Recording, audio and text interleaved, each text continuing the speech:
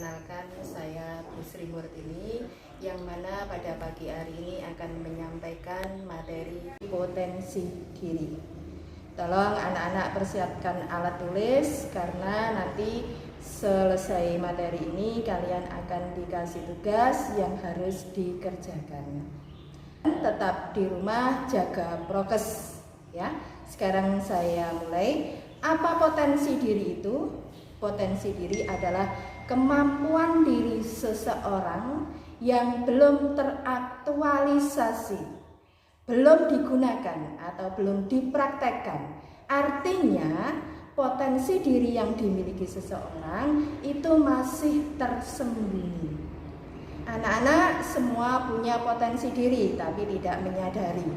Setiap hari seumpama kesukaannya sepak bola, seumpama tanya, kira-kira bakat saya apa? Nah, inilah namanya potensi diri kalian. Yang suka sepak bola, ya itulah potensi dirinya. Sekarang, dari mana datangnya potensi diri? Datangnya potensi diri yaitu dari bakat dan kerja keras serta belajar. Ada sebagian orang yang sukses, yang berhasil mengembangkan potensi dirinya karena kerja kerasnya, karena rajin belajarnya. Bahkan ada orang yang tidak punya pendidikan tapi mampu mengembangkan potensi dirinya melalui apa? Melalui bakat. Bakat itu dibawa sejak lahir. Jadi sejak lahir sudah memiliki bakat yang tidak dimiliki oleh orang lain. Jenis-jenis potensi diri. Yang pertama, kemampuan sosiologis, di mana seseorang memiliki kemampuan yang peka terhadap lingkungan.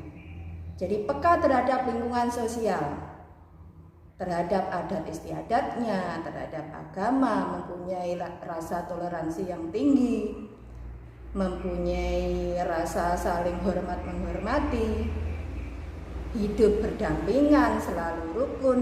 Itu kemampuan sosiologis. Ada lagi kemampuan naturalis, di mana seseorang memiliki kemampuan yang cinta pada alam. Jadi di sini seseorang itu sayang sekali pada alam. Seumpama melestarikan lingkungan, buang sampah pada tempatnya, tidak sembarangan. Ini yang dinamakan dengan kemampuan naturalis. Yang ketiga, kemampuan musikal, di mana seseorang memiliki kecerdasan dalam harmonisasi suara, alat musik. Orang pandai menyanyi, orang pandai membunyikan alat musik, orang yang ahli dalam menciptakan lagu, orang yang jadi musisi. Itu yang kemampuan musikal. Yang keempat, kemampuan visual, di mana kecerdasannya ini melalui kreativitas gambar. Orang yang pandai melukis, orang jadi desainer, orang yang menjadi desainer kondang yang kaya raya. Ini kemampuan visual. Yang kelima, kemampuan logika. Jadi di sini memiliki kecerdasan dalam berpikir dan matematika. Nah, kemampuan logika ini anak-anak bisa belajar dengan cara belajar. Jadi anak-anak seumpama mau menghafalkan susah, mau menghitung rumus susah. Nah, ini dengan tekun belajar, disiplin, ini bisa. Jadi kemampuan logika ini bisa dipelajari. Yang keenam adalah kemampuan linguistik.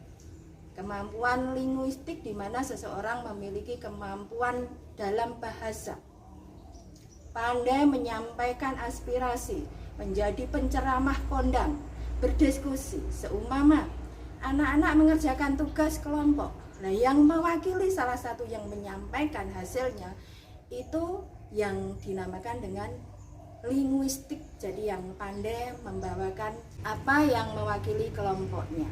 Jadi dalam tata bahasanya bagus, mudah didengar, enak didengar.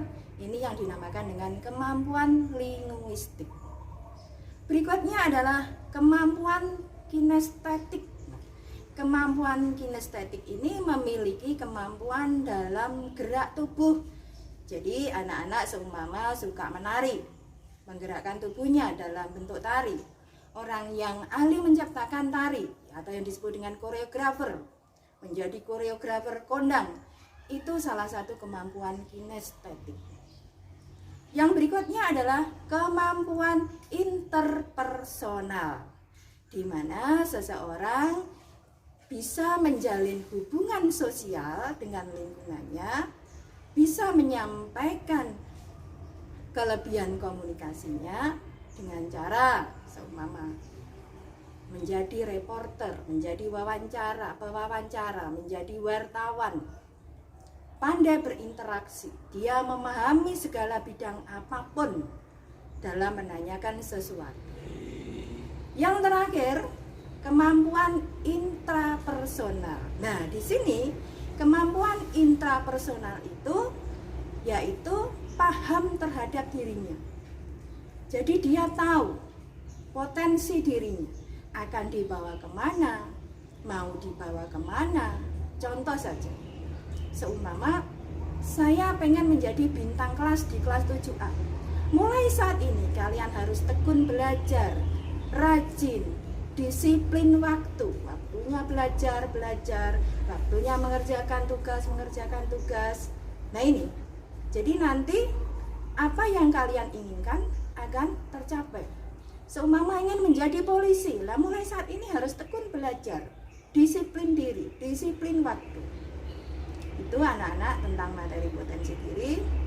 Jadi nanti kalian memahami lagi. Nah, sekarang saya beri tugas, tolong dicatat. Tugasnya hanya ada 3. Tolong dicatat. Yang pertama, apa pengertian potensi diri? Yang kedua, dari mana datangnya potensi diri? Yang ketiga, sebutkan jenis-jenis potensi diri dan beri contohnya.